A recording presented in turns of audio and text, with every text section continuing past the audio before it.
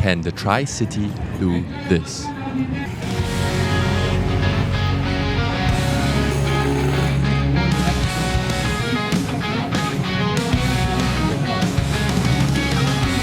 Well, I decided to put mine to the ultimate test by signing up for the Moto Gymkhana competition at the National Bikers Weekend.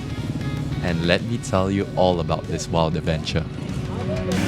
Moto Gymkhana is where precision meets speed in the most challenging way possible. Now picture this, a complex course filled with patterns you need to memorize. And the mission? Navigate through it as fast as you can without knocking over a single cone. Sounds simple, right? But it's definitely not. But this sport isn't just about raw speed. It demands concentration, physical endurance, and countless hours of practice. Something that I completely lack, but hope to build up in the future. Speaking of complex courses, let me walk you through this mind-bending course designed by the amazing folks at Moto Gymkhana Kakis. Huge shout out to them for organizing this incredible event.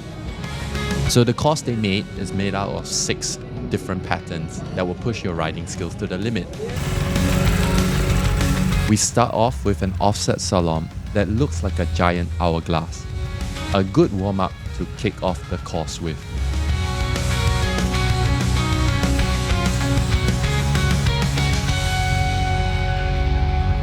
After conquering the hourglass, you'll sweep into a wide U-turn that leads you straight into a classic slalom pattern.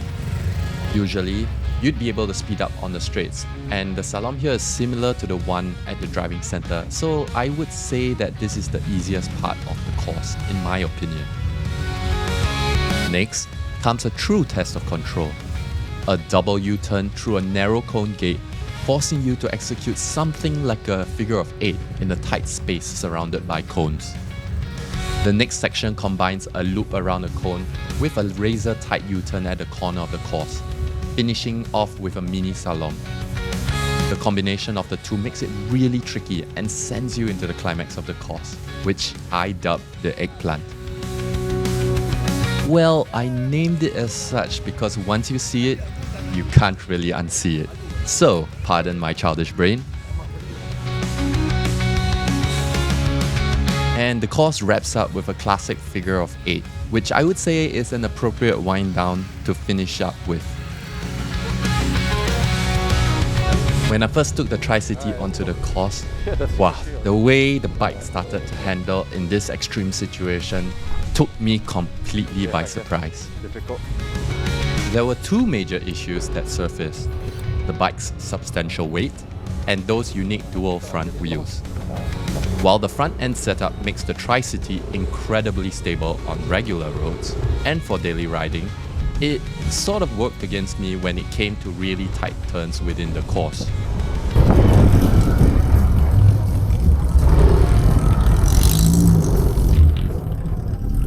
Oh shit. Thankfully, a more experienced Gymkhana rider stepped in with some crucial tips about handling larger bikes. The key, much wider turns than I initially thought were necessary. After 6 attempts and plenty of swearing, oh shit,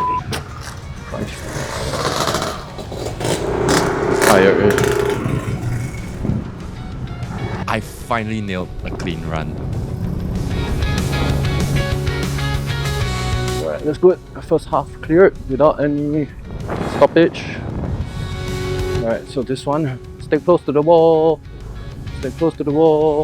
use all the space, turn, sharp turn. Yeah, we did it! Woo!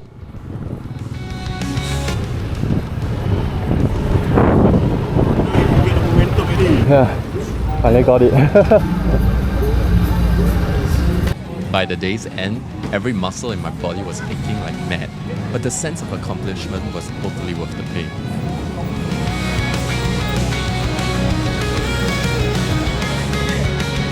The qualifying round kicked off on day 2 of the National Bikers Weekend. Despite my best efforts, a small memory lapse led to me missing 1 cone, and that resulted in a disqualification. But you know what? I'm totally okay with that. I came here to push my Tricity's limits and my own skills, not to take home a trophy. Maybe I'll do that next time. Getting to know my bike's strengths and limitation was a win in my books.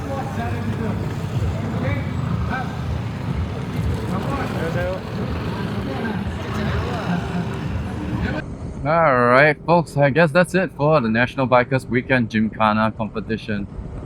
I kind of achieved what I set out to do, and that was to prove that the Tricity can maneuver through a Gymkhana course. I had my doubts at first, but turns out with great effort, of course, like I actually had to force the wheels to move. I'm not kidding about that. Legitly heavy. I'll say this, it's actually like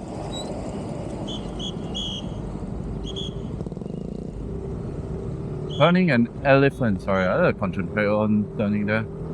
Yeah, it really felt like I was turning an elephant.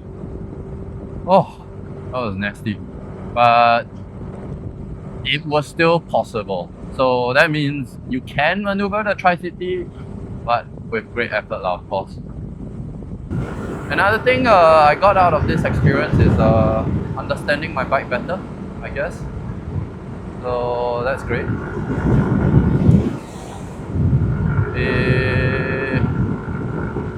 Being able to turn and knowing how it turns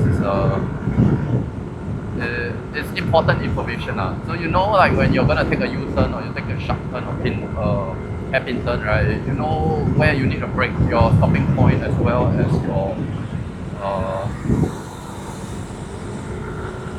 other stats. Alright guys, set my car down. Alright.